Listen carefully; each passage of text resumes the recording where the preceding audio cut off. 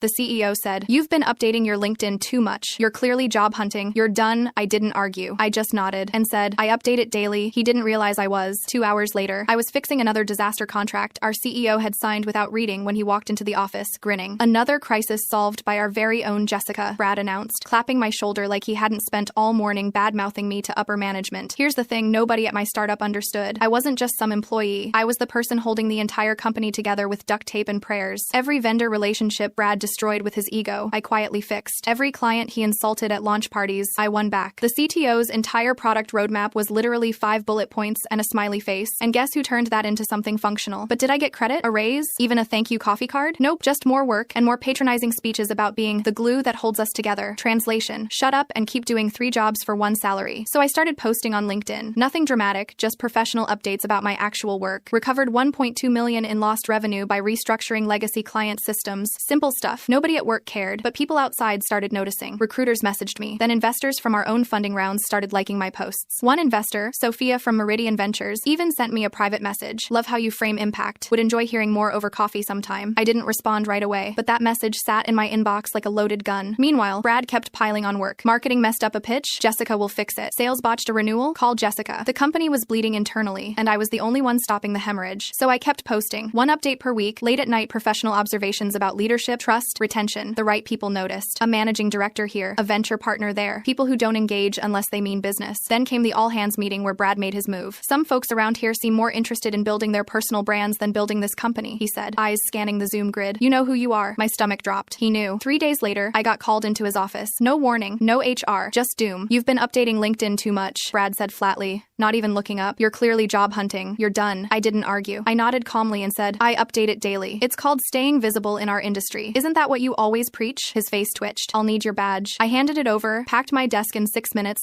and walked out. No tears, no scene, just clarity. I got in my car, opened my laptop, and updated my LinkedIn. Former company name, looking forward to what's next. Within an hour, 4 investors had liked it. 2 hours after Brad fired me, my phone buzzed. A junior VC partner I'd spoken with during one of those coffee chats sent me a screenshot. It was an internal email. Our Series B funding had been pulled, completely withdrawn. The message from Meridian Ventures was surgical. "In light of recent indications of internal misalignment and unresolved leadership concerns, we're pausing the Series B transaction until further notice." They'd been watching. Every post I made, they'd been paying attention. Not because I was complaining, but because I was the only one telling the truth about what was happening inside that company. By Monday, Brad was barricaded in his office. The board flew someone in from New York. In person, which in startup world means someone is getting sacrificed. Wednesday morning, I received an email from Meridian Ventures. Subject: Portfolio Advisory Board Opportunity. Body: "We'd be honored to have your voice in the room." Brad thought he was firing a problem employee. He actually fired the only person investors